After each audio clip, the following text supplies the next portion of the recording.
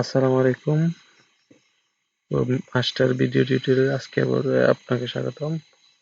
আজকে আমরা শিখব ক্লাস এবং আইডি অ্যাট্রিবিউট সম্পর্কে।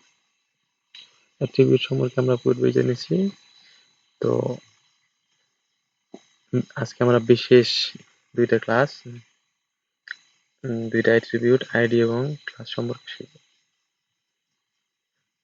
প্রথমেই সংজ্ঞাগুলো দেখে নেই। HTML class attribute is used to specify a class for a HTML. Class অ্যাট্রিবিউটটা ব্যবহার করা হয় কোনো একটা এলিমেন্টে ক্লাস দেওয়ার জন্য বা ক্লাসকে স্পেসিফাই করার জন্য। এবং ID attribute specify unique ID for an HTML element. ID অ্যাট্রিবিউটটা ইউজ করা হয় কোনো একটা HTML এলিমেন্টের ইউনিক করার জন্য বা ইউনিক ভাবে কোনো একটা এলিমেন্টকে কল করার জন্য, চিনার জন্য।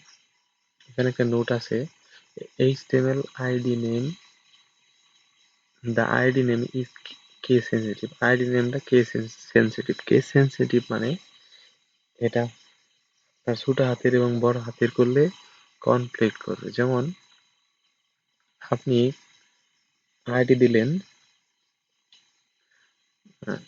সবগুলো দিলেন আইডিতে, HTML এলিমেন্টে দিলেন ছোট হাতে, ওটাকে ক্যাচ করার জন্য আপনি সেম শব্দটা ইউজ করলেন কিন্তু বড় হাতের ইউজ করলেন, তখন এটা কাজ করবে না। ঠিক আছে, এই জন্য আপনি যদি ছোট হাতের ইউজ করেন তাহলে ছোট হাতের দিয়েই কল করতে হবে, আপনি যদি বড় হাতের ইউজ করেন তাহলে বড় হাতের দিয়েই কল করতে হবে। তাহলে এই ক্লাস এবং আইডি এর মধ্যে পার্থক্যটা আসলে কি? A class name can be used multiple HTML element, while an ID name must only be used by one HTML. একটা ক্লাস নেম আপনি অনেকগুলো HTML এলিমেন্টে ব্যবহার করতে পারবেন, কোনো সমস্যা হবে না। কিন্তু আপনি একটা আইডি শুধু এক জায়গায় আপনাকে ইউজ করতে হবে। ঠিক আছে, চলুন তাহলে আমরা কোড এডিটরে গিয়ে দেখি। গত পর্বে আমরা অর্ডার এবং আনঅর্ডার লিস্ট তৈরি করেছিলাম। এগুলো কেটে নিই। আজকে আমরা দেখব ক্লাস এবং কি আইডি। এর জন্য আমরা একটা ট্যাগ নিয়ে নিই, ট্যাগ।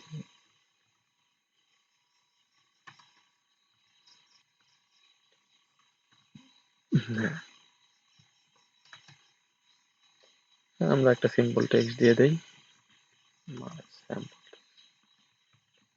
Sample text.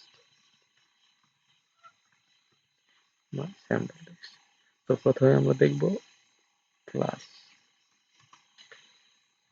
তো ক্লাস আমরা অ্যাট্রিবিউটগুলো যদি ঠিক যেভাবে লিখি একইভাবে লিখবো। লিখবো ক্লাস সমান চিহ্ন দেব, তারপরে এখানে আমরা নাম দেব। ধরুন এইটাকে চেনানোর জন্য বা এটাকে কল করার জন্য একটা ইউনিক নাম দেবো। এখানে আপনি যে কোনো নাম খুঁজে দিতে পারেন। যেহেতু এখানে স্যাম্পল শব্দটা আছে তাহলে আমরা এখানে স্যাম্পলটাই দিয়ে দিই, দিয়ে দিই। এখন আপনি যদি এই স্যাম্পলকে কল করতে চান বা এই স্যাম্পলকে কল করে আপনাকে আর এইখানে পি ট্যাগ ইউজ করতে হবে না এটাকে কল করার। ঠিক আছে, এটাকে বিভিন্ন স্টাইল দেবেন। আপনি এই স্যাম্পল শব্দটাকে কল করে এই সম্পূর্ণটাকে কি কন্ট্রোল করতে পারবেন।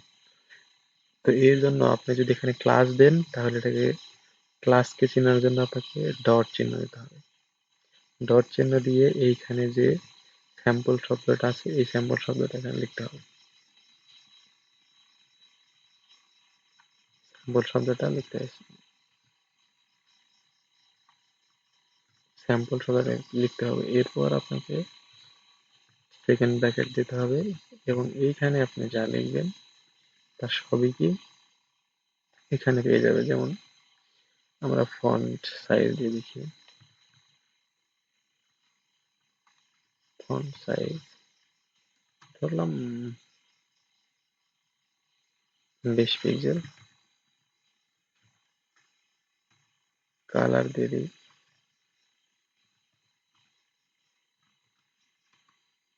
কালার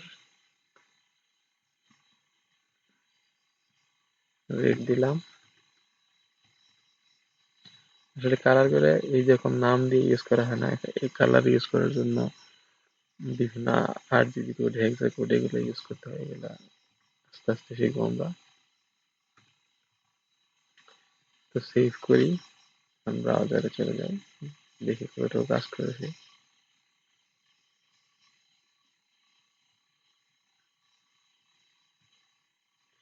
এই দেখুন আমরা সফলভাবে আমাদের কাজটা করতে পেরেছি। ক্লাস দিই, তো এটাকে আরেকটু স্পেসিফাই করে দেখি, 20 পিক্সেল না দিয়ে 40 পিক্সেল দিই। হ্যাঁ দেখুন, এখন এটা সুবিধা কি, এখন এখানে আপনি আরো পি ট্যাগ নেন,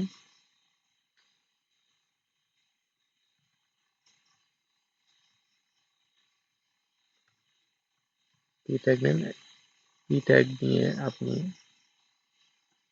কেটে দেন।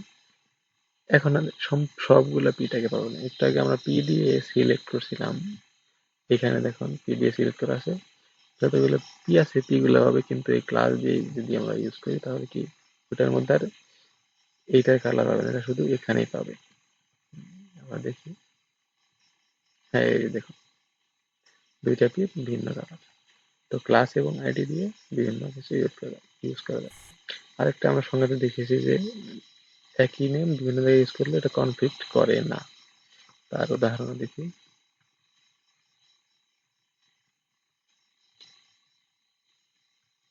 হ্যাঁ এই দেখুন এটাকে কনফ্লিক্ট করে না। এখন আমরা দেখবো আইডি কিভাবে ইউজ করতে হয়।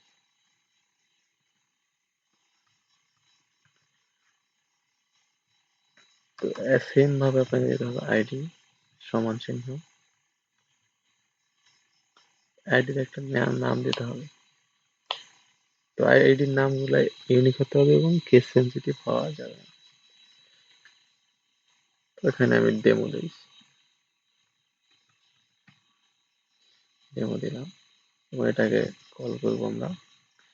তো এটাকে আইডি কে চিনানোর জন্য আমাদের ইউজ করতে হবে হ্যাশ, এরপরে আইডি যে ভাগ আছে সেভাবে ছোট হাতে থাকলে ছোট হাতে, বড় হাতে বড় থাকলে বড় হাতে চিনিয়ে নিতে হবে। এবং এরপর এখানে আমাদের প্রপার্টি গুলো ইউজ করতে হবে। তো এই প্রপার্টি গুলো আমরা ইউজ করে দেখি কাজ করে কিনা।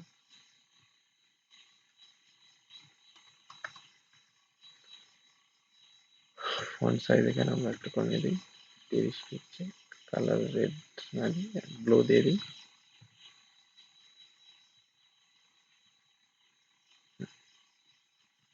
সেভ করি,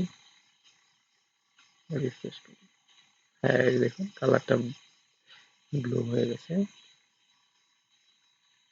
এবং এটা পিক্সেল 20 পিক্সেল হয়ে গেছে, সরি 30 পিক্সেল।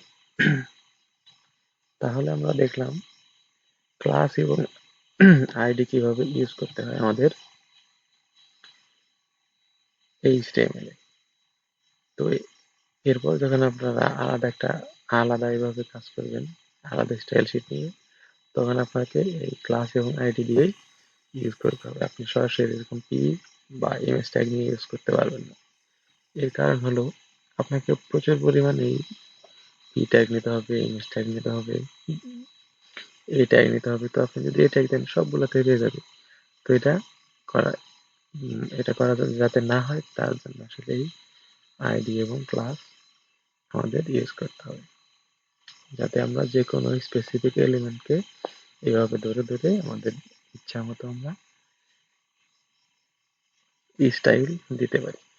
ঠিক আছে, ধন্যবাদ সবাইকে, ভালো থাকবেন এবং অবশ্যই সাবস্ক্রাইব করবেন, লাইক কমেন্ট করবেন এবং কোনো প্রবলেম পড়লে অবশ্যই আমাকে জানাবেন। ইনশাল্লাহ আমি হেল্প করার চেষ্টা করবো।